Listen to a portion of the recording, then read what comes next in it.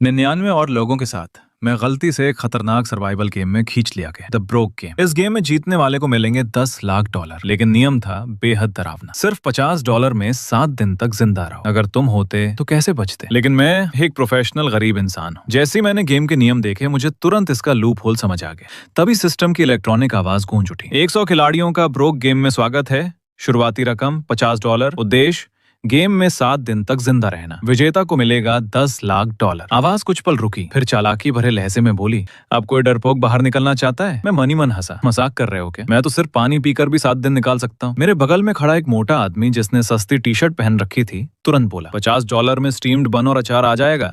थोड़ा संभल कर खर्च करो तो काम चल जाएगा। छोटा दाव लगाओ, बड़ा जीतोगे। सिर्फ बेवकूफ ही अभी गेम छोड़ेगा। भीड़ में उत्साह की लहर दौड़ गई। सब लोग अंधे लालच में भरे हुए थे। तभी सिस्टम फिर बोला, बहुत बढ़िया, सभी 100 खिलाड़ी गेम में शामिल हो चुके हैं। अब गेम के नियम लागू होते हैं। कोई भी बाहर नहीं जा सकता। आप सभी का स्वागत है एयरपोर्ट स्मगल में। आप सभी को शुभकामनाएं। अचानक तेज सफेद रोशनी चमकी और अगले ही पल मैं खुद को एक विशाल मॉडर्न एयरपोर्ट के बीच खड़ा पाया। एयरपोर्ट इतना बड़ा था कि उसका अंत तक दिखाई नहीं दे रहा था। हर तरफ लोग भाग दौड़ कर रहे थे। ये समझ पाना नामुमकिन था कि कौन खिलाड़ी है और कौन एनपीसी। मेरे गेम अकाउंट में शुरुआती रकम दिखाई दी, $50। साथ ही मेरी स्क्रीन पर 3 मीटर उभर आए। भूख, प्यास और एनर्जी तीनों फिलहाल फुल थे। सामने मुझे एक कन्वीनियंस स्टोर दिखा। मैं तुरंत वहां कीमतें देखने चला गया। जैसे ही मैं फ्रिज के पास पहुंचा, किसी ने रोते हुए चिल्लाया, हे भगवान, पानी की एक बोतल $15 की, ये तो खुली लूट है। मैंने शेल्फ पर रखी चीजें ध्यान से देखी और मेरा दिल बैठ गया। कपकेक $50, सैंडविच $40, स्टीम्ड बन $10 एक। यहां तक कि सबसे सस्ता सोडा क्रैकर का पैकेट भी $18 का था। मतलब हर दिन के लिए मेरे पास सिर्फ लगभग $7 थे और उसमें आधी पानी की बोतल भी नहीं खरीद सकता था। वो मोटा आदमी मेरी तरफ देखने लगा। उसके चेहरे पर पूरी निराशा छाई हुई थी। प्लेयर 66, हम तो गए। ये पैसे तो सिर्फ 3 पानी की बोतलें खरीद सकते हैं। 1 हफ्ते में लोग मरने वाले हैं। मैंने गहरी सांस ली। सिस्टम कोई चैरिटी नहीं चला रहा। मुझे पहले से पता था कि ये इतना आसान नहीं होगा। बाकी खिलाड़ी भी दुकान के अंदर घुसने लगे। सबके चेहरे डर और घबराहट से बिगड़ चुके थे। तभी वो मोटा आदमी मुझे एक तरफ खींचकर बोला, प्लेयर 66, मेरा नाम वेड है। प्लेयर 44, चलो टीम बनाते हैं।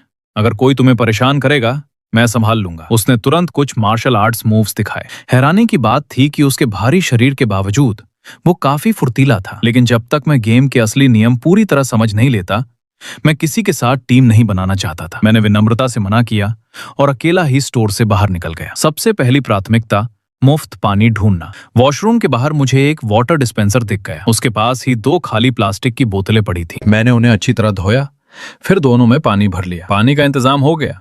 खर्च $0। अब बारी थी एनर्जी के सोर्स की।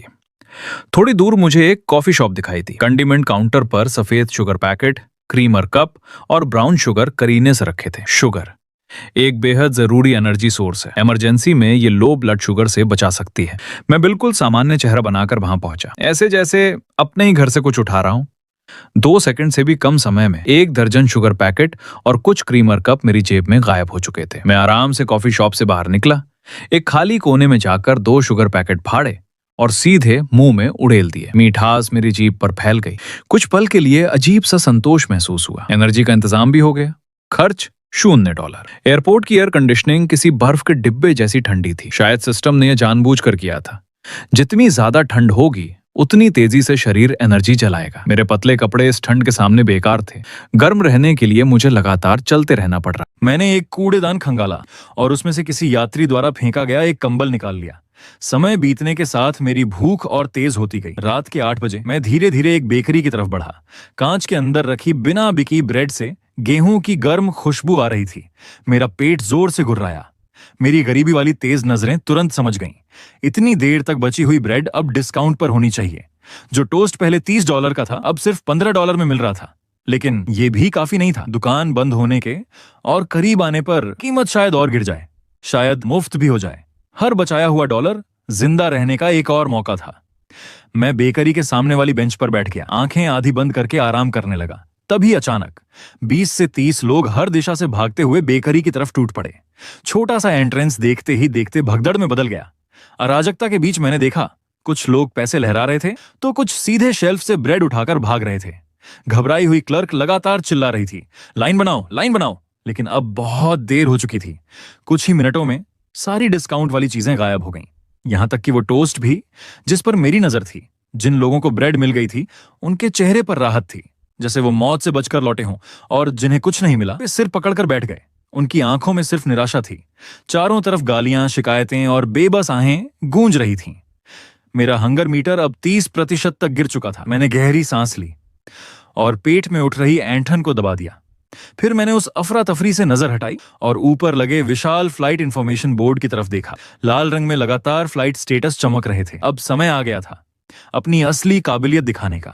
इस एयरपोर्ट में खिलाड़ी कहीं भी जा सकते थे। बिना बोर्डिंग पास के भी गेट तक पहुंचना मुमकिन था।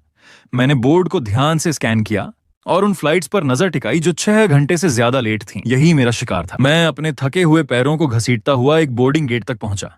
वहां पहले से लोगों की भीड़ जमा थी। हवा में पसीने, गुस्से और बेचैनी की बदबू फैली हुई थी। गेट 102 8 घंटे लेट था। फंसे हुए यात्री गेट एजेंट को घेर चुके थे।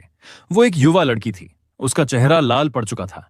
गुस्साए यात्रियों की थूक तक उसके चेहरे पर गिर रही थी। तुम्हारी एयरलाइन बेकार है क्या? मेरा बच्चा भूख से रो रहा है। कंपेंसेशन दो, अभी के अभी पैसे दो। पूरा माहौल अराजकता में डूब चुका था। उस एजेंट की आवाज शोर में दब गई थी। वो रोने के कगार पर थी और तभी मेरे दिमाग में बिजली सी कौंधी। यही मौका था। मैं पूरी ताकत से भीड़ को चीरता हुआ आगे बढ़ा और सीधे एजेंट के सामने जाकर खड़ा हो गया। चुप पा! मैं पूरी ताकत से गरजा। भीड़ अचानक शांत हो गई। सब मेरी तरफ देखने लगे। मैंने उस औरत की तरफ इशारा किया जो अपने रोते हुए बच्चे को पकड़ी थी। देखो इस बच्चे को, क्या यहां चिल्लाने से प्लेन उड़ने लगेगा? गलती एयरलाइन की है, उन्हें जिम्मेदारी लेनी होगी। लेकिन अभी हमें सबसे ज्यादा क्या चाहिए? खाना, आराम की जगह और इतनी ताकत कि बाद में इनसे लड़ सकें। फिर मैं टूट चुकी एजेंट की तरफ मुड़ा। लोग अपना कंट्रोल खो रहे हैं। सबसे पहले इन्हें शांत करो। अभी तुरंत मील वाउचर और होटल वाउचर बांटो। सबको खाना और आराम दो, वरना मामला हाथ से निकल जाएगा। क्या तुम संभाल सकती हो? एजेंट लगभग रोते हुए बोली। मैं बता रही हूँ कि वाउचर मिलेंगे, लेकिन ये लोग सुन नहीं रहे। सबको लाइन में लगकर बोर्डिंग पास दिखाना होगा। ऐसे समय में तुम नियमों की बात कर रही हो? मैंने उसकी बात काट दी। फिर उस माँ की तरफ इशारा किया। देखो वो कितनी थक चुकी है। 8 घंटे से बच्चे को उठाए हुए हैं। अब क्या उसे लाइन में भी खड़ा होना पड़ेगा? मैं उस महिला की तरफ मुड़ा। मैडम, अपना बोर्डिंग पास मुझे दीजिए, मैं आपके लिए ले आता हूँ। मैंने पूरी अथॉरिटी के साथ हाथ आगे बढ़ाया। उसने तुरंत अपना पास मेरे हाथ में थमा दिया, जैसे उसे सहारा मिल गया हो। और फिर भीड़ का असर फैल गया। बुजुर्गों वाले लोग, बच्चों वाले लोग, थके हुए यात्री, सब अपने बोर्डिंग पास मेरे हाथ में देने लगे। कुछ ही सेकंड में मेरे हाथ में दर्जनों पास थे। मैंने उन्हें एजेंट की तरफ बढ़ाया और धीमी आवाज में कहा, जल्दी करो, सबसे जरूरतमंद लोगों को पहले संभालो। खबरों में मामला जाने से बेहतर है ना? और हाँ, 2 एक्स्ट्रा मील वाउचर मुझे दे देना। मैं बच्चों वाले माता पिता को शांत कर दूंगा। सबका फायदा होगा। एजेंट ने कृतज्ञ नजरों से मुझे देखा और तेजी से मशीन चलाने लगी। उसने सारे वाउचर निकाले, फिर चुपके से 2 एक्स्ट्रा वाउचर उसमें डाल दिए। हो गया। मेरा दिल तेजी से धड़क रहा था, लेकिन मेरा चेहरा बिल्कुल शांत था। मैंने तुरंत लोगों को उनके बोर्डिंग पास और वाउचर लौटाने शुरू कर दिए। मैडम, बच्चे को लेकर जाइए और खाना खाइए। सर, ये लीजिए। सब बांटने के बाद मैंने वो 2 एक्स्ट्रा वाउचर अपनी सबसे अंदर वाली जेब में छुपा लिए। फिर मैंने भीड़ से जोर से कहा, जाइए, खाना खाइए, आराम कीजिए, ताकत बचाइए, बाद में इनसे हिसाब करें। जैसे ही भीड़ का ध्यान वाउचर लेने में गया, मैं चुपचाप वहां से फिसल गया। इस गेम में जिंदा रहना है तो बाकियों से बेहतर लूप होल्स ढूंढने होंगे। लाउंज से बाहर निकलते ही मेरी मुलाकात फिर वेड से हुई। वो मासूम मुस्कान के साथ बोला, प्लेयर 66, मैंने सब देखा। तुम तो फिल्मी बॉस की तरह नेगोशिएट कर रहे थे। अब भी हमारी टीम ज्वाइन नहीं करोगे? आगे चलकर तुम्हें दूसरों की मदद की जरूरत पड़ सकती है। सिर्फ एक दिन में उसके आसपास 4 और खिलाड़ी इकट्ठा हो चुके थे, लेकिन मैंने फिर मना कर दिया। मील वाउचर की वजह से मैंने पेट भरकर खाना खाया। मेरा हंगर मीटर फिर फुल हो गया, लेकिन थकान समुद्र की लहर की तरह टूट कर आई। मेरा एनर्जी मीटर 50% से नीचे गिर चुका था। रात के 11 बज चुके थे। एयरपोर्ट अब काफी खाली हो चुका था। ज्यादातर दुकानें बंद हो रही थीं, लाइट्स धीमी पड़ चुकी थीं, और तभी एक अजीब डर पूरे माहौल में फैलने लगा। टर्मिनल की हर बेंच पर आर्म रेस्ट लगे थे ताकि कोई लेटकर सो न सके। एक युवा खिलाड़ी शायद अब और सह नहीं पा रहा था। उसने पतली जैकेट ओढ़ी और फर्श पर गोल होकर सो गया। 2 मिनट भी नहीं बीते थे कि एक तेज रोशनी सीधे उसके चेहरे पर पड़ी। उठो, यहां लेटना मना है। सिक्योरिटी गार्ड की आवाज भावनाहीन थी। उस खिलाड़ी ने एनपीसी को नजरअंदाज किया और करवट लेकर फिर सो गया। अचानक चारों तरफ से सिक्योरिटी गार्ड दौड़ते हुए आए। उन्होंने बिना कुछ बोले उसे उठाया और एयरपोर्ट के बाहर फेंक दिया। तभी पब्लिक स्क्रीन चमकी। प्लेयर 13 एलिमिनेटेड, कारण गेम जोन छोड़ना, कर्ज $10 लाख। इसी तरह कई और खिलाड़ी अलग अलग जगहों से एलिमिनेट होने लगे। सिस्टम हमारी थकान और ठंड का इस्तेमाल कर रहा था ताकि हमारी आखिरी बची समझ भी खत्म हो जाए। मेरा एनर्जी मीटर अब बेहद खतरनाक स्तर पर था। एलिमिनेट होने से बचने के लिए मैंने फटा हुआ कंबल अपने ऊपर डाला और कुर्सी पर बैठे बैठे सो गया। अगली सुबह सूरज की रोशनी ने बताया, सिर्फ एक दिन बीता है। मेरा एनर्जी मीटर मुश्किल से 75% तक पहुंचा था, लेकिन हंगर फिर 50% पर आ गया। मेरे पास अभी 1 मील वाउचर बचा था, इसलिए ज्यादा चिंता नहीं थी। मैंने ठंडा पानी पिया, 2 शुगर पैकेट खाए और फिर शिकार पर निकल पड़ा। अचानक एक खिलाड़ी एक बच्चे पर झपटा और उसका हॉट डॉग छीन लिया। बच्चा जोर जोर से रोने लगा। कुछ ही सेकंड में सिक्योरिटी पहुंच गई। उन्होंने खिलाड़ी को घेर लिया और एयरपोर्ट के बाहर खड़ी पुलिस कार में फेंक दिया। तभी सिस्टम की घोषणा गूंजी, प्लेयर 25 ने एक एनपीसी से खाना छीना, सिक्योरिटी द्वारा एयरपोर्ट से बाहर निकाला गया, एलिमिनेटेड, कर्ज $10 लाख। मैंने तुरंत एक जरूरी बात समझ ली। इस एयरपोर्ट में ऐसा कुछ भी नहीं करना है जिससे सिक्योरिटी का ध्यान तुम पर जाए। लेकिन आज एयरपोर्ट अजीब था। एक भी फ्लाइट लेट नहीं थी। लगता है सिस्टम ने मेरा लूप होल पैच कर दिया था। पूरा दिन मैं एक आम यात्री की तरह टर्मिनल में घूमता रहा। जहां कहीं भी फ्री सैंपल मिलते मैं पहुंच जाता। मैं सिर्फ खाता था, कभी खरीदता नहीं, और जैसे ही दुकानदार को शक होता मैं वहां से गायब हो जाता। इसी तरह किसी तरह शाम निकल गई। डिनर में मैंने अपना आखिरी मील वाउचर इस्तेमाल किया और हंगर मीटर फिर भर लिया। लेकिन आज मेरी एनर्जी और भी कम थी। इस बार मैंने कुर्सी पर सोने का फैसला नहीं किया। मैं एक अंधेरे साइड कॉरिडोर में घुस गया, जहां मैंने पहले एक सोने की खान देखी थी। एक छोड़ा हुआ यूटिलिटी रूम। दरवाजा थोड़ा टूटा हुआ था, अंदर कबाड़ भरा था, लेकिन दरवाजा बंद करो तो वो एक निजी दुनिया बन जाती थी। मैं अंदर घुसा ही था कि धड़ाम, किसी ने दरवाजा लात मारकर खोल दिया। एक लंबा आदमी अंदर आया। उसकी आंखें तिरछी थीं और उसके साथ 2 गुंडे थे। निकल यहां से, अब ये जगह हमारी है। मैंने उसे पहचान लिया। कल बेकरी में वही सबसे हिंसक था। उसने दूसरों के हाथ से ब्रेड तक छीनी थी। मैं समझ गया मैं उससे नहीं लड़ सकता, इसलिए मैंने जगह छोड़ने का फैसला किया। लेकिन जैसे ही मैं दरवाजे तक पहुंचा, उसने अचानक चाकू निकाल लिया।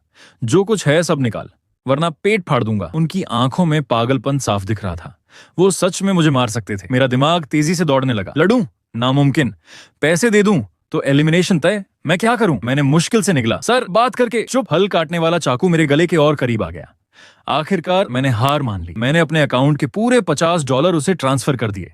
जब तक मैं जिंदा हूं तब तक उम्मीद बाकी है। उन्होंने पैसे बांटे और मुझे बाहर धक्का देकर दरवाजा बंद कर दिया। अंदर से उनकी हंसी सुनाई दे रही थी। लूटपाट सच में काम करती है। अच्छा हुआ उसने बता दिया कि पैसे लूटने पर एलिमिनेशन नहीं होता। अब पैसे की टेंशन खत्म। मैं चौंक गया। वो कौन था जिसे गेम के नियम इतनी अच्छी तरह पता थे? एनपीसी को लूटना मना था, लेकिन खिलाड़ियों को लूटना, यहां तक कि मारना भी अलाउड था। सिर्फ दूसरे दिन और मैं अपना आखिरी $50 खो चुका था। अब ना पैसे थे ना खाना। क्या मैं बस मौत का इंतजार करूं? तभी पब्लिक स्क्रीन पर एक अनजान मैसेज चमका, लेवल 3, सेक्शन A की बेकरी में आओ, ब्रेड आधी कीमत पर। यूटिलिटी रूम का दरवाजा खुला। वो लंबा आदमी और उसके साथी बाहर निकले। मैं तुरंत छुप गया और चुपचाप उनका पीछा करने लगा। तीनों सीधे कन्वीनियंस स्टोर पहुंचे और चोरी किए सारे पैसे सोडा क्रैकर्स पर उड़ा दिए। पेमेंट कंफर्मेशन की आवाज गूंजी और उसी पल सिस्टम ने घोषणा की, प्लेयर 5, 49 और 61 एलिमिनेटेड, कारण ओवरस्पेंडिंग, कर्ज $10 लाख। लंबा आदमी दर्द से चीखा, लेकिन उसकी आवाज खत्म होने से पहले ही उसका शरीर रोशनी बनकर गायब हो गया। बाकी दोनों भी गायब हो गए। जमीन पर ढेर सारे सोडा क्रैकर्स और ब्रेड गिर गए। मैं तुरंत वहां दौड़ा, अपनी जैकेट उतारी और सारी खाने की चीजें उसमें भर ली। मैं सही था। सिस्टम ने कहा था ओवर स्पेंडिंग पर एलिमिनेशन होगा, लेकिन हर खिलाड़ी के पास सिर्फ $50 थे, तो कोई ओवर स्पेंड कैसे कर सकता था? सिर्फ एक जवाब था, अगर तुम किसी दूसरे खिलाड़ी के पैसे लूटकर $50 से ज्यादा खर्च करते हो तो वो ओवर स्पेंडिंग मानी जाएगी। लेकिन बेकरी में उस आदमी ने ब्रेड छीनी थी और एलिमिनेट नहीं हुआ था, मतलब खाना लूटना अलाउड था। मुझे यकीन था आने वाले दिनों में बाकी लोग भी ये समझ जाएंगे। और फिर खाने के लिए खून खराबा शुरू होगा, इसलिए मुझे ये खाना छुपाना था। मैंने 5 अलग अलग सुरक्षित जगहें ढूंढी और क्रैकर्स को उनमें बांट दिया, हर दिन के लिए एक जगह। अब मैं बाकी 5 दिन आसानी से निकाल सकता था, लेकिन तब तक मेरी एनर्जी फिर बेहद नीचे जा चुकी थी और मैं फिर एक टर्मिनल चेयर पर बैठे बैठे सो गया। गेम का तीसरा दिन शुरू हुआ, तभी पास से एक दर्दनाक खांसी की आवाज गूंजी। सबकी नजरें उधर मुड़ गईं। वो प्लेयर 47 थी, कमजोर दिखने वाली लड़की। वो ठंडी लोहे की बेंच पर कांप रही थी, उसका चेहरा बुखार से लाल था। उसका बॉयफ्रेंड, जो खुद भी खिलाड़ी था, उसे घृणा से देखने लगा। तुम्हें क्या हुआ? बुखार है, 7वें दिन से पहले मरने की हिम्मत मत करना। प्लेयर 47 ने कांपती आवाज में कहा, मुझे बहुत ठंड लग रही है, बहुत दर्द हो रहा है। एरन, क्या तुम मुझे गले लगा सकते हो? बिल्कुल नहीं। कहीं मुझे भी बीमारी लग गई तो? अचानक पूरे टर्मिनल में तेज अलार्म बज उठा। भारी कदमों की आवाजें दूर कॉरिडोर से आने लगीं। सफेद हाजमैट सूट पहने क्वारंटीन ऑफिसर अंदर घुसे और आसानी से प्लेयर 47 को उठा लिया। मुझे छोड़ दो, मैं एलिमिनेट नहीं होना चाहती। एरन, मदद करो, प्लीज मदद करो। लेकिन एरन ने उसकी तरफ देखा तक नहीं, वो बस मुड़ा और भाग गया। क्वारंटीन ऑफिसर्स ने उसकी चीखों को पूरी तरह नजरअंदाज कर दिया। वे उसे स्ट्रेचर पर डालकर ले गए और बाकी खिलाड़ी डर से जमे हुए बस देखते रह गए। कुछ ही सेकंड बाद सिस्टम की आवाज गूंजी, प्लेयर 47, जन स्वास्थ्य के लिए गंभीर खतरा घोषित, क्वारंटीन हेतु गेम जोन से जबरन हटाया गया, एलिमिनेटेड, कर्ज $10 लाख। प्लेयर 87, जन स्वास्थ्य के लिए गंभीर खतरा घोषित, क्वारंटीन हेतु गेम जोन से जबरन हटाया गया, एलिमिनेटेड, कर्ज $10 लाख। खिलाड़ियों ने एक दूसरे की तरफ देखा, हर चेहरे पर शक था। प्लेयर 87 वही था जिसने कल कूड़ेदान से खाना निकाला था। आज उसे भयंकर दस्त हो रहे थे। मतलब जुकाम हुआ तो बाहर, दस्त हुए तो बाहर। अगला नंबर किसका होगा? अब तो कोई हल्की खांसी भी करता या सिर्फ गला साफ करता तो लोगों की धड़कनें तेज हो जाती। मैंने एक और नियम सीख लिया, तुम बीमार नहीं पड़ सकते। हल्का सा सर्दी जुकाम या मामूली पेट खराब भी गेम जोन से बाहर फेंकने के लिए काफी है। मैंने वो दिन चोरी की हुई ब्रेड और क्रैकर्स पर गुजारा। आज एयरपोर्ट और भी ज्यादा ठंडा था, मानो पूरा एयरपोर्ट एक विशाल फ्रीजर बन गया हो। मुझे कूड़ेदान में एक थर्मल इमरजेंसी ब्लैंकेट मिल गया, वही जो पहाड़ों पर ट्रैकिंग करने वाले लोग इस्तेमाल करते हैं। उसे ओढ़ते ही आखिरकार मेरे शरीर को थोड़ी गर्मी मिली। चौथा दिन शुरू हुआ और एलिमिनेशन लगातार बढ़ते जा रहे थे। सुबह सुबह मैं उठा और आज के लिए छुपा कर रखा हुआ खाना लेने निकल पड़ा। मैं भीड़ से बचते हुए उस पहली जगह पहुंचा, एक दूर पड़े वॉशरूम के पीछे, विशाल गमले और दीवार के बीच की संकरी दरार। मैं झुका और हाथ अंदर डाला, खाली। वहां कुछ भी नहीं था। मेरा दिल डूब गया। मैंने दोबारा टटोला और ध्यान से देखा, क्रैकर के रैपर का एक टुकड़ा तक नहीं बचा था। मैं बिना समय गंवाए दूसरी जगह भागा, वहां भी कुछ नहीं। तीसरी जगह खाली, चौथी जगह खाली। मेरे सारे छुपाए हुए खाने एक ही रात में गायब हो चुके थे। ब्रेड के बैग, सोडा क्रैकर्स, सब कुछ जैसे कभी वहां था ही नहीं। मेरा जीतने वाला पूरा प्लान एक झटके में टूट गया। एक ही रात में मेरी हर छुपी जगह ढूंढ लेना और बिना कोई निशान छोड़े सब साफ कर देना, ये किसी आम खिलाड़ी का काम नहीं था। कौन मुझे इतने समय से देख रहा था? मेरी उम्मीदें पूरी तरह टूट गईं। मैं फिर बेशर्मी से फ्री सैंपल्स ढूंढने लगा, लेकिन अब बाकी खिलाड़ी भी वही कर रहे थे। दुकानदार समझ चुके थे, उन्होंने सारे फ्री सैंपल हटा दिए थे। यहां तक कि कॉफी शॉप का कंडीमेंट काउंटर भी खाली था। सारे शुगर पैकेट लॉक कर दिए गए थे। अब कूड़ेदान ही युद्ध भूमि बन चुके थे। कई खिलाड़ी अभी भी दस्त होने का रिस्क लेकर कूड़े से खाना निकाल रहे थे, लेकिन जब तक मैं पहुंचता टुकड़े तक नहीं बचते। किसी तरह रात के 10 बजे तक मैंने खुद को जिंदा रखा। मेरे सारे मीटर लाल चमक रहे थे। तभी मैं एयरपोर्ट के लग्जरी स्टोर्स की तरफ बढ़ा। पास खड़े खिलाड़ी फुसफुसाने लगे, ये पक्का एलिमिनेट होने वाला है, लग्जरी स्टोर में जाकर क्या करेगा? मैंने पास के कूड़ेदान से कुछ फेंके हुए बैग और बॉक्स निकाले। कई यात्री टैक्स बचाने के लिए उड़ान से पहले बॉक्स फेंक देते हैं। मैंने सबसे सही हालत वाले बैग में वो बॉक्स सावधानी से रखे और उसे हाथ में पकड़ लिया। पहले दिन की तलाश के दौरान मैंने एक बेहद खास चीज खोजी थी। डिपार्चर हॉल की पहली मंजिल पर एक हॉटपॉट रेस्टोरेंट खुला हुआ था और अब मैं वहीं जा रहा था, फ्री आराम और फ्री खाना लेने। मैंने भारी कांच का दरवाजा खोला। गर्म हवा और बीफ ब्रॉथ की खुशबू मेरे चेहरे से टकराई। एक वेट्रेस मीठी मुस्कान के साथ मेरी तरफ आई। वेलकम सर, कितने लोग? 2। मैंने बेहद कैजुअली वो महंगा दिखने वाला लग्जरी बैग कुर्सी पर रखा। कोई शांत जगह दीजिए, मैं किसी का इंतजार कर रहा हूँ। उसकी नजर मेरे बैग पर गई, उसकी मुस्कान और चौड़ी हो गई।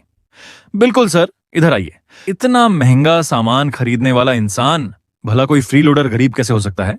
वो मुझे एक सेमी प्राइवेट बूथ तक ले गई, जहां मुलायम सोफा सीटें थीं, बहुत प्राइवेट। जैसे ही मैं बैठा, मैंने फोन निकाला और तेजी से स्क्रीन पर उंगलियां चलाने लगा। फिर मैंने एक ऐसा नंबर डायल किया जो असल में था ही नहीं। कॉल कनेक्ट होते ही मेरी रोती हुई आवाज पूरे शांत इलाके में गूंज उठी।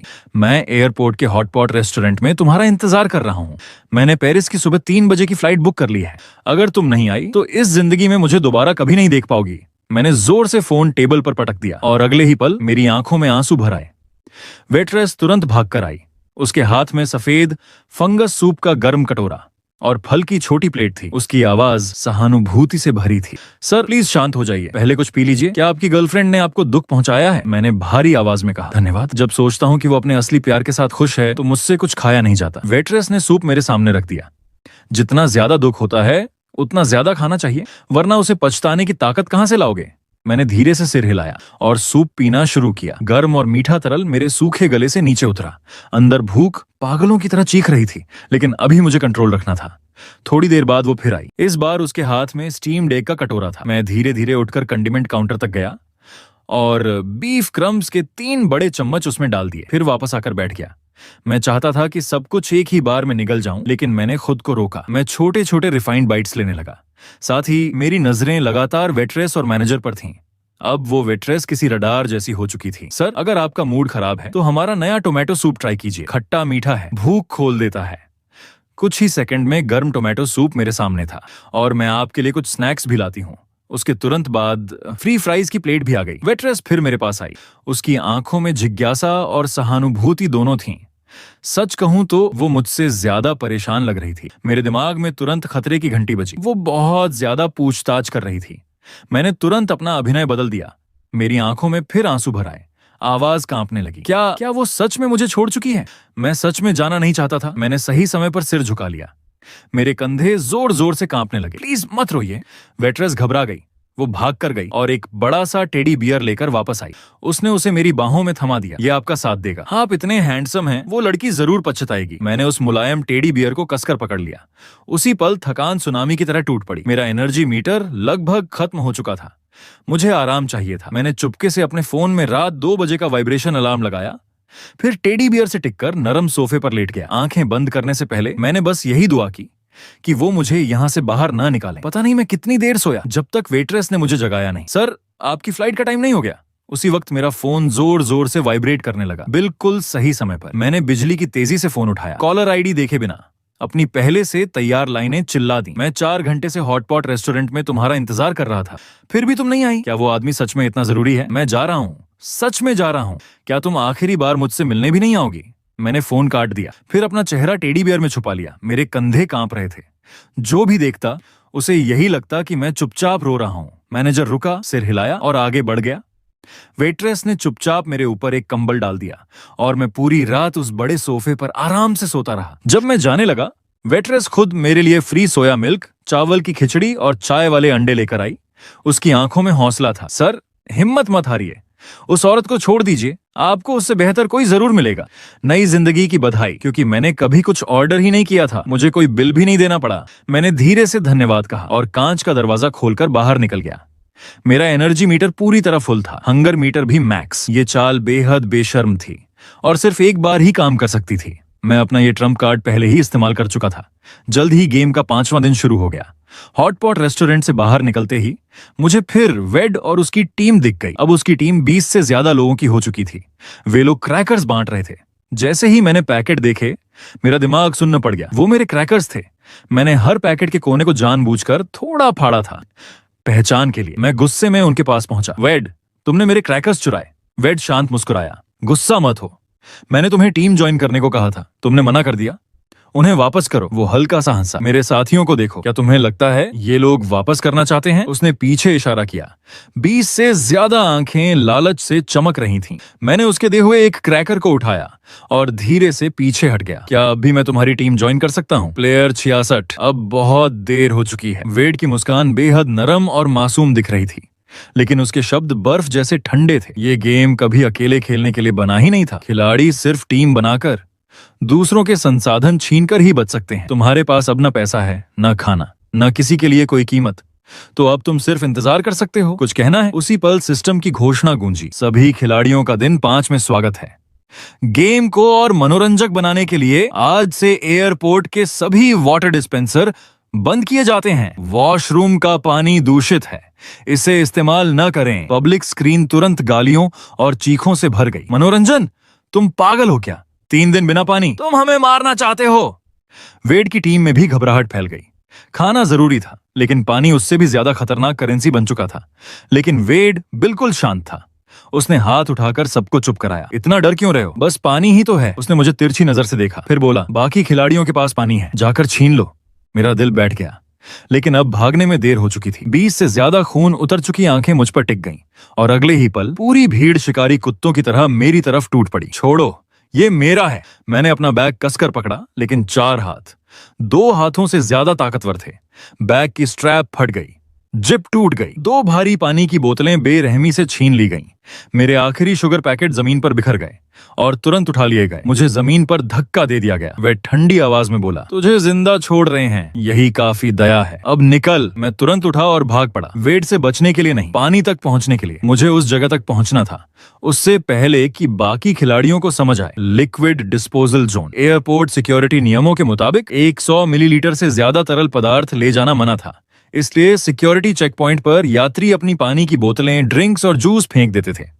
वहीं खास डिब्बों में इस वक्त घरेलू उड़ानों के चेक पॉइंट पर 3 बड़े पारदर्शी प्लास्टिक बिन रखे थे, आधे पिए हुए और कई अनखुले बोतलों से भरे हुए। पास में 2 सिक्योरिटी असिस्टेंट एनपीसी खड़े थे। खुलेआम उन बिन्स में हाथ डालना नामुमकिन था, सीधा सिक्योरिटी अलर्ट हो जाता। लेकिन मेरे पास वक्त नहीं था, मौका हाथ से निकल रहा था। मैंने तुरंत अपना चेहरा दुख और घबराहट से भर लिया और सीधे चेक पॉइंट की तरफ बढ़ गया। एक्सक्यूज मी, रास्ता दीजिए। मेरी आवाज कांप रही थी, आंसुओं से भरी हुई। सर, लाइन में आइए। एक सिक्योरिटी असिस्टेंट ने मुझे रोका। मैं तेजी से बोला, सॉरी सर, बहुत सॉरी। मैंने बिन्स की तरफ इशारा किया। मुझे लगता है मेरी अंगूठी वहां गिर गई, वो मेरी दादी की आखिरी निशानी है। प्लीज बस 1 मिनट देखने दीजिए। मेरी आंखों से सच में आंसू गिरने लगे। मैं पूरी तरह ईमानदार लग रहा था। सिक्योरिटी असिस्टेंट कुछ पल झिझका, फिर हट गया। जल्दी करो, लाइन डिस्टर्ब मत करना। थैंक यू सर, मैंने बार बार धन्यवाद कहा और तुरंत बिन्स पर टूट पड़ा। मैं बैग्स हटाकर देखता हूं ताकि किसी को परेशानी न हो। मैंने चुपचाप 3 बड़े कचरे के बैग निकाले और उन्हें उस जगह ले गया जहां सिक्योरिटी की नजर नहीं पहुंच रही थी। मेरी आंखें चमक उठीं। इतना पानी आसानी से 3 दिन निकाल सकता था। मैंने तुरंत एक बैग खाली किया और उसमें अनखुली बोतलें भर लीं, फिर तेजी से वहां से निकल गया। मेरा दिल ऐसे धड़क रहा था मानो सीने से बाहर आ जाएगा। मैंने रुकने की हिम्मत नहीं की, सीधे पास के एक सुनसान वॉशरूम में घुसा और दरवाजा लॉक कर लिया। मैं किसी खिलाड़ी को यह नहीं जानने दे सकता कि मेरे पास इतना पानी है। मैं टॉयलेट सीट पर चढ़ा, सीलिंग टाइल हटाई और कुछ पानी ऊपर छुपा दिया। फिर बाकी पानी भी अलग अलग जगहों पर छुपा दिया। उसके बाद मैं इंटरनेशनल डिपार्चर चेक पॉइंट पहुंचा और वही ट्रिक दोबारा इस्तेमाल की। इस बार भी मुझे बहुत सारा पानी मिला, लेकिन ये लालच नहीं था, मेरे पास इससे भी बड़ा प्लान था। दिन 5 तक सिर्फ 67 खिलाड़ी बचे थे। वेड की टीम में 25 लोग थे। वे टिड्डियों के झुंड की तरह घूमते और खिलाड़ियों से खाना पानी छीन लेते। विरोध करने वालों को पीटा जाता, लेकिन एनपीसी सब कुछ देखकर भी अनदेखा कर रहे थे। अचानक धड़ाम, एक खिलाड़ी लो ब्लड शुगर की वजह से जमीन पर गिर पड़ा। कुछ ही पल बाद उसने हिलना बंद कर दिया। क्या वो मर गया? किसी ने डर से पूछा। सफेद कोट पहने मेडिक्स तुरंत आए। उन्होंने उसे स्ट्रेचर पर रखा और सफेद चादर से ढक दिया। सब कुछ पलक झपकते ही खत्म हो गया। सिस्टम फिर बोला, प्लेयर 93, एनर्जी मीटर 0, एलिमिनेटेड, कर्ज $10 लाख। आज बहुत ज्यादा एलिमिनेशन हो रहे थे, संख्या तेजी से घट रही थी। मुझे सही अलायंस ढूंढना था, एक ऐसी टीम जो वेड का सामना कर सके। पिछले कुछ दिनों के चेहरे मेरे दिमाग में घूमने लगे और उनमें से कुछ खास लोग उभरकर सामने आए। एक 6 लोगों की टीम जिसे प्लेयर 48 लीड कर रहा था। उसके बाकी साथी भी मजबूत और भरोसेमंद लग रहे थे। मैं उन्हें अराइवल हॉल में ढूंढकर कुछ देर देखता रहा। उनकी हालत अच्छी नहीं थी। एक आदमी के होंठ फट चुके थे, दूसरा बार बार अपने होंठ चाट रहा था। स्पष्ट था उनके पास पानी खत्म हो रहा था। यही मेरा मौका था। मैं लग्जरी बैग लेकर उनके पास पहुंचा। हेलो, मेरा नाम लियो है, प्लेयर 66, मैं आपकी टीम ज्वाइन करना चाहता हूं। प्लेयर 48 खड़ा हुआ। उसने सावधानी से मुझे देखा। दफा हो जाओ, हम नए लोग नहीं ले रहे। मैंने बैग उसकी तरफ बढ़ा दिया। अंदर 3 पानी की बोतलें थीं। उनकी आंखें चमक उठीं। मैंने शांत आवाज में कहा, मैं ईमानदार हूं, मेरे पास सुरक्षित पानी का स्रोत है। मैं टीम की बेसिक पानी की जरूरत पूरी कर सकता हूं। बदले में मैं टीम में शामिल होना चाहता हूं और खाना शेयर करूंगा। तुम्हारे पास कितना पानी है? मैंने बिना झिझक जवाब दिया। इतना कि हम 7 लोग बाकी 3 दिन आराम से निकाल सकें। तभी चालाक प्लेयर 33 बीच में बोला, कहां छुपाया है? मैंने तुरंत मना कर दिया। आपको बस इतना जानना काफी है कि मैं पानी ला सकता हूं, लेकिन छुपाने की जगह सिर्फ मुझे पता होगी। यही मेरा इंश्योरेंस है। प्लेयर 48 ने अपनी टीम की तरफ देखा। सबने एक दूसरे को देखा, फिर उसने फैसला किया, ठीक है लियो, टीम में स्वागत है। मेरा नाम डेमन है। हमारी टीम का एक नियम है, कभी अपने साथी को धोखा मत देना। उसने हाथ आगे बढ़ाया। मैंने सिर हिलाया। साथ काम करके खुशी होगी। छठे दिन की सुबह कोई उम्मीद नहीं लाई, सिर्फ और गहरा डर। मैं अकेला सिक्योरिटी एरिया की तरफ गया। उम्मीद थी थोड़ा और पानी मिल जाएगा, लेकिन इस बार वहां 5 गार्ड खड़े थे। उनकी नजरें सीधे डिस्पोजल बिन्स पर थीं। सिस्टम ने ये रास्ता भी बंद कर दिया था। अब आखिरी भरोसेमंद पानी का स्रोत खत्म हो चुका था।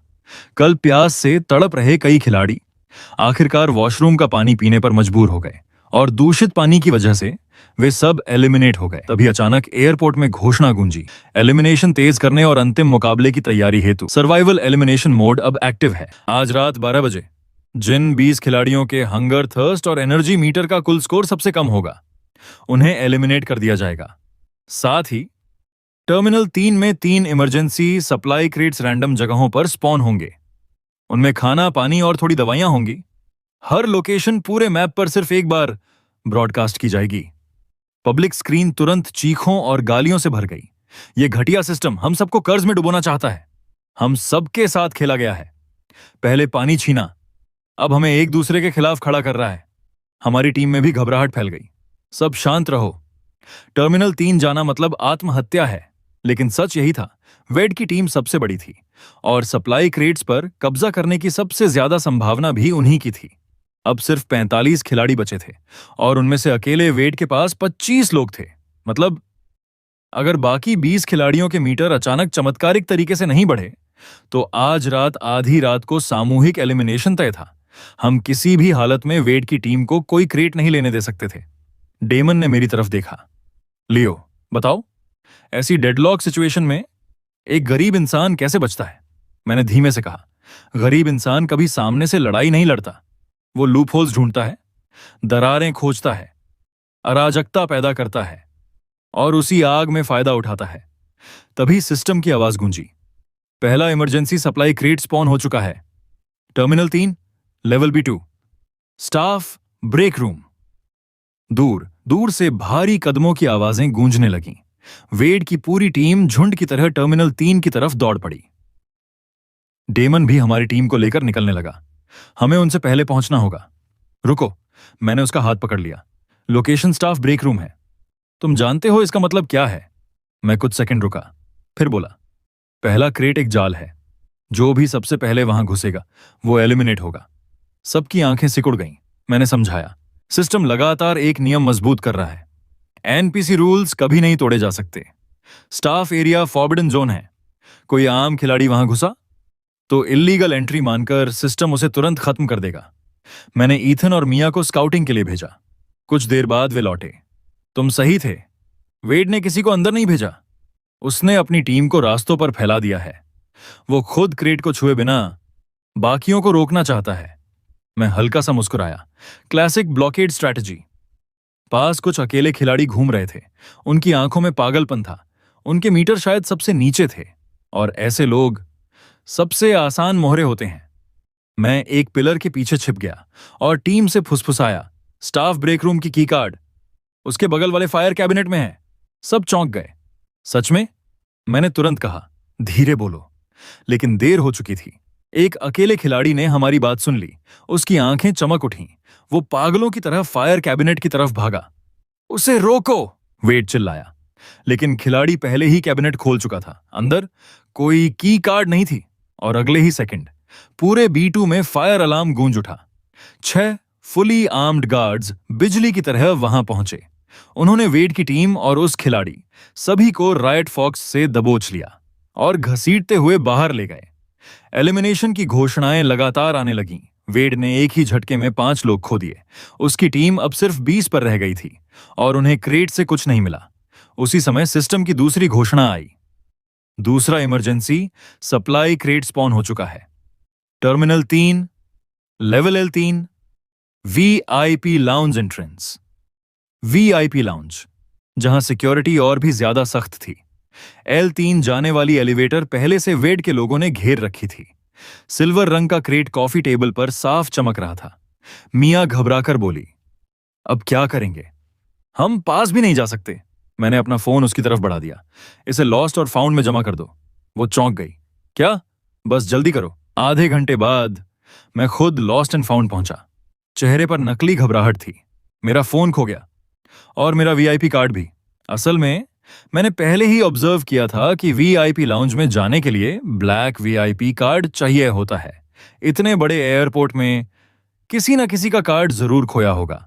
मैंने डिस्क्रिप्शन दिया और स्टाफ को सच में एक वीआईपी कार्ड मिल गया। क्या ये आपका है? हाँ, यही है। मैंने खुशी दिखाते हुए कार्ड पकड़ लिया, लेकिन स्टाफ ने रोक लिया। Ownership proof? उसी वक्त मार्कस ने स्टाफ का ध्यान भटका दिया और मैंने मौका देखकर फोन फेस अनलॉक से खोला और वीआईपी कार्ड की फोटो दिखा दी। सब मैच हो गया। स्टाफ ने मुझे जाने दिया। मैं सीधे वीआईपी रिसेप्शन की तरफ बढ़ा। उसी समय कुछ असली वीआईपी पैसेंजर्स शटल कार्ट में लाउंज जा रहे थे। मैं भी चुपचाप उनके बीच बैठ गया और वेड के गार्ड्स की नजरों के सामने से निकल गया। एंट्रेंस पर गार्ड ने कार्ड स्वाइप किया। ग्रीन लाइट चमकी। Welcome platinum member. दरवाजे खुल गए। तभी दूर से वेड चीखा, उसने वो कार्ड चुराया है। मैंने मन ही मन गाली दी। ये मोटा कमीना सच में चालाक है।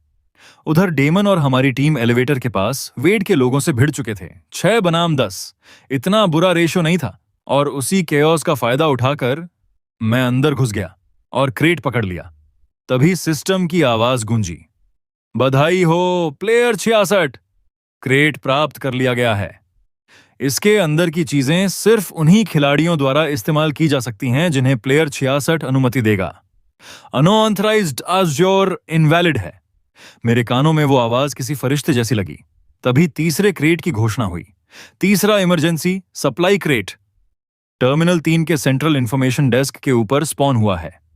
यह खुला क्षेत्र है। कोई रिस्ट्रिक्टेड जोन नहीं, कोई ट्रैप नहीं। यह सिर्फ स्पीड और वायलेंस की लड़ाई होगी। वेड ने तुरंत फाइट छोड़ दी। उसने अपनी पूरी टीम इंफॉर्मेशन डेस्क की तरफ मोड़ दी। अब वीआईपी लाउंज लगभग खाली था। मैं क्रेट लेकर बाहर निकला। अंदर इतना खाना और पानी था कि हमारी 7 लोगों की टीम एक दिन आराम से निकाल सकती थी। एक बार हमारे 3 मीटर रिफिल हो गए तो आज रात एलिमिनेशन नामुमकिन था। डेमन ने मेरी तरफ देखा। लियो, आज हम जिंदा हैं तो सिर्फ तुम्हारी वजह से। बाकी खिलाड़ी तीसरे क्रेट के लिए जानवरों की तरह लड़ रहे थे, लेकिन हम शांत बैठकर खाना और पानी भर रहे थे। आखिरी क्रेट के लिए वेड ने सारी इंसानियत छोड़ दी। उसकी टीम बाकी खिलाड़ियों पर टूट पड़ी। खून, चीखें, मारपीट, पूरा टर्मिनल युद्ध भूमि बन चुका था। आखिरकार नंबर्स जीत गए। वेड की टीम ने क्रेट ले लिया। हम 7 दूर से देख रहे थे। डेमन बोला, एक क्रेट उसकी पूरी टीम के लिए काफी नहीं होगा, और पहला क्रेट तो किसी को मिला ही नहीं। उसकी टीम मुश्किल में है। रात 11:50 बजे। पूरे टर्मिनल पर मौत जैसा सन्नाटा था। तभी सिस्टम की आवाज गूंजी, system tally beginning. Combined hunger, thirst और एनर्जी मीटर रैंकिंग के आधार पर सबसे कम स्कोर वाले 20 खिलाड़ी एलिमिनेट किए जाएंगे। सिस्टम बिना किसी भावना के नंबर पढ़ने लगा। हमारी 7 लोगों की टीम के अलावा बाकी सारे सोलो प्लेयर्स खत्म हो गए, यहां तक कि वेड की टीम भी असमान सप्लाईज की वजह से 13 लोगों तक सिमट गई। घोषणा खत्म होते ही पूरा एयरपोर्ट खामोश हो गया। 20 खिलाड़ी खत्म, हर एक पर 1 मिलियन। प्राइज पूल अब $20 मिलियन था और सिस्टम का नियम, अगर आखिरी में सिर्फ एक खिलाड़ी बचता है तो उसे बोनस 100 मिलियन भी मिलेंगे। कुल ससेरा $120 मिलियन। इतनी बड़ी रकम किसी को भी पागल बना सकती थी। दूर वेड हमें घूर रहा था। उसकी आंखों में खून उतर आया था। उसने अपनी टीम से कहा, मैं नहीं चाहता कि हम आपस में लड़ें, लेकिन हमारे पास नंबर्स हैं। पहले उन 7 को खत्म करते हैं, फिर 120 मिलियन हम 13 लोग बांट लेंगे। हमारी तरफ डेमन का चेहरा गंभीर था। सब शांत रहो। सिस्टम हमें एक दूसरे के खिलाफ करना चाहता है। वेड की टीम पहले हमें खत्म करेगी, इसलिए हम आपस में नहीं टूट सकते। पहले हम उनके 13 लोगों को खत्म करेंगे, फिर 120 मिलियन बांट लेंगे। टबी जमीन पर बैठ गया। कैसे? उनके पास हमसे ज्यादा लोग हैं। हम तो सीधा काटे जाने वाले बकरे हैं। मैंने धीरे से कहा, पहले छुपते हैं, उन्हें अलग अलग करते हैं। मुझे एक जगह पता है। ठीक उसी समय रात के 12 बज गए। स्क्रीन पर खून जैसा लाल 24 घंटे का काउंटडाउन टाइमर उभरा। पूरे एयरपोर्ट की लाइट्स लाल हो गईं। अलार्म सीधे दिमाग में गूंजने लगा और अगले ही पल सारे एनपीसी गायब हो गए। पैसेंजर्स, स्टाफ, सिक्योरिटी गार्ड्स, सब। अब विशाल टर्मिनल 3 में सिर्फ हम 20 खिलाड़ी बचे थे।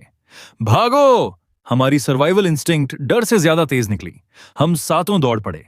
एलिवेटर में घुसते ही मैंने क्लोज बटन दबा दिया। धड़ाम! दरवाजे वेड के गुस्से भरे चेहरे के सामने बंद हो गए। उन्हें भागने मत दो! सारे पैसे हमारे हैं। एलिवेटर सीधे अंडरग्राउंड पार्किंग गराज में उतरी। हवा में पेट्रोल, धूल और गर्मी की बदबू थी। हम तुरंत अलग अलग दिशाओं में भाग गए, छिपने के लिए। कुछ ही सेकंड बाद वेड और उसकी टीम इमरजेंसी स्टेयर्स से नीचे पहुंच गई। विशाल पार्किंग लॉट में 20 खिलाड़ी बिखरे हुए थे।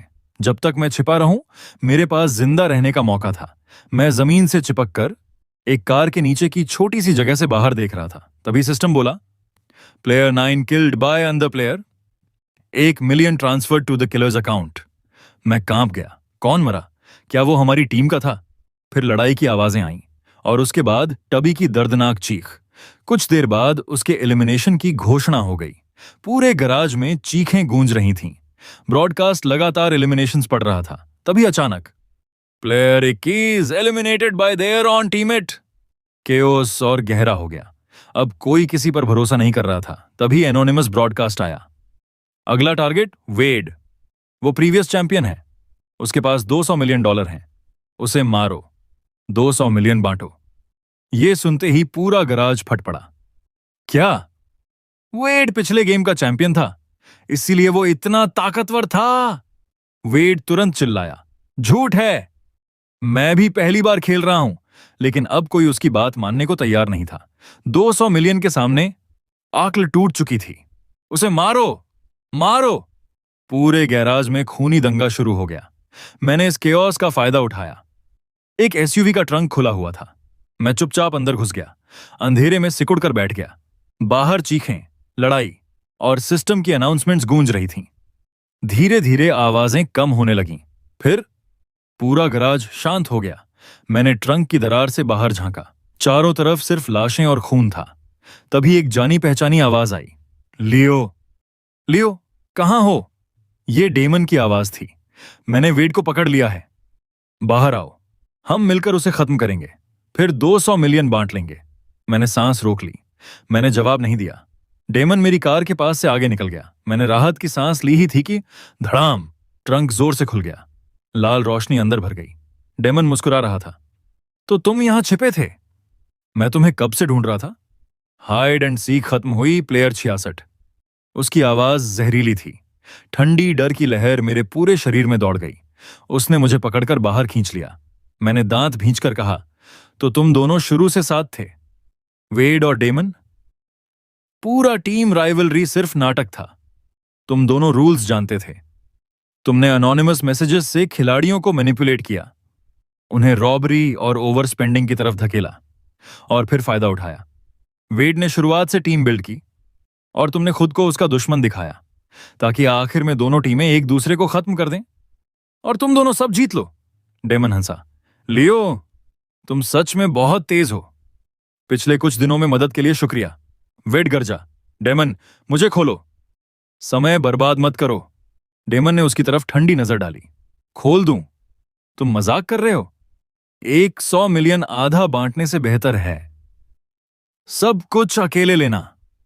और तुम्हारे पिछले 200 मिलियन भी मुझे चाहिए। अगले ही पल उसने वेड को मार डाला। सिस्टम बोला, player 44 eliminated. Bonus reveal, player 44 पिछले गेम का चैंपियन था। उसकी क्यूमुलेटिव विनिंग्स $200 मिलियन। अब किलर के अकाउंट में ट्रांसफर। डेमन खुशी से मुस्कुराया। लेकिन उसी पल मैंने इंडस्ट्रियल हेयर स्प्रे उसकी आंखों में स्प्रे कर दिया। गाढ़ा केमिकल क्लाउड सीधे उसके चेहरे पर फटा। डेमन दर्द से चीख पड़ा। वो आंखें पकड़कर पीछे लड़खड़ा गया। मैं तुरंत ड्राइवर सीट की तरफ रेंगने लगा। जब मैं ट्रंक में छिपा था तभी मैंने देख लिया था, कार का ड्राइवर डोर भी खुला था और की इग्निशन में लगी हुई थी। प्लेयर 66, डेमन दहाड़ा। मैं तुम्हारी खाल उधेड़ दूंगा। वो दर्द सहते हुए पागलों की तरह मेरी तरफ दौड़ा। उसका डैगर मेरे सिर को हल्का सा छूकर सीट में धंस गया। मैंने की घुमाई। वूम! इंजन गरज उठा। मैंने तुरंत गियर ड्राइव में डाला और पूरी ताकत से एक्सेलरेटर दबा दिया। डेमन को उम्मीद ही नहीं थी कि कार अचानक स्टार्ट हो जाएगी। धड़ाम! कार ने उसे हवा में उछाल दिया। वो जमीन पर गिरा, लेकिन फिर भी उठने की कोशिश करने लगा।